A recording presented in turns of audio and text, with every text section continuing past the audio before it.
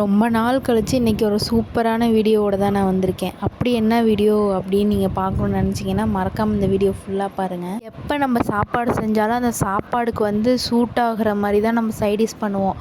எல்லா சாப்பாடுக்குமே மேட்ச் ஆகிற மாதிரி சைடிஷ்னால் அது இந்த உருளைக்கிழங்கு மட்டும்தாங்க. அதுவும் இல்லாமல் சிம்பிளாகவும் செஞ்சிடலாம், டேஸ்ட்டாகவும் இருக்கும். சரி, எப்போதுமே ஒரே மாதிரி செஞ்சு போர் அடிக்குது, வித்தியாசமாக செஞ்சு பார்க்கலாம் அப்படின்னு சொல்லிட்டு வித்தியாசமாக செய்யணுன்னாவே நம்ம என்ன பண்ணுவோம், உடனே ஃபோன் எடுத்து யூடியூப்பில் ஏதாவது வித்தியாசமாக செய்கிறாங்களா அப்படின்னு சொல்லிட்டு நம்ம போட்டு பார்ப்போங்க.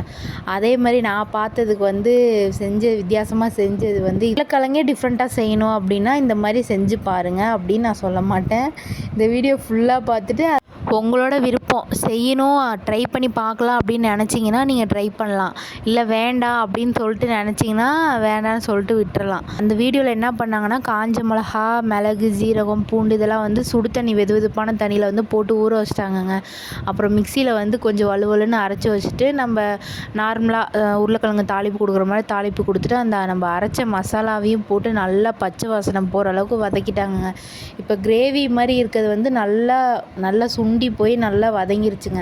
வதங்கினோடனே நம்ம ஆஃப் பாயில் பண்ணி வச்சுருக்கோம் பாருங்கள் உருளைக்கிழங்கு, அதையும் தூக்கி இதுக்குள்ளே போட்டு நல்லா கிண்டி நல்லா மசாலாலாம் ஏறுற அளவுக்கு கிண்டிட்டேங்க.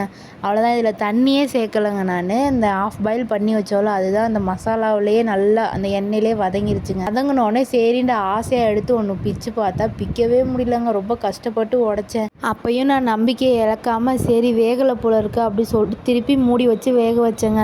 வேக வச்சா அடியில் ஃபுல்லாக தீஞ்சு போயிடுச்சுங்க.